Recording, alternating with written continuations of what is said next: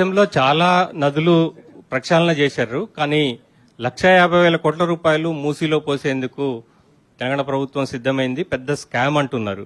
అసలు 1,50,000 అవుతుందా సార్? ఎంత ఎస్టిమేషన్ ఉన్నది మీరు? అసలు ఇప్పుడు 100 కోట్లు అవుతుందా, 50 కోట్లు అవుతుందా, 150 కోట్లు అవుతుందా, 1000 కోట్లు అవుతుందా, 50,000 కోట్లు అవుతుందా, 1,00,000 కోట్లు అవుతుందని నిర్ధారణ వారంతట వారు వచ్చి 1,50,000 కోట్లు అవుతాయి అని గ్లోబల్ ప్రచారం చేసేయడం తప్ప మూసీని అభివృద్ధి చేయాలని, పెద్ద ఎత్తున మూసీ రివర్ డెవలప్మెంట్ చేయాలని ఈరోజు మన ప్రభుత్వం నిర్ణయం తీసుకున్నది.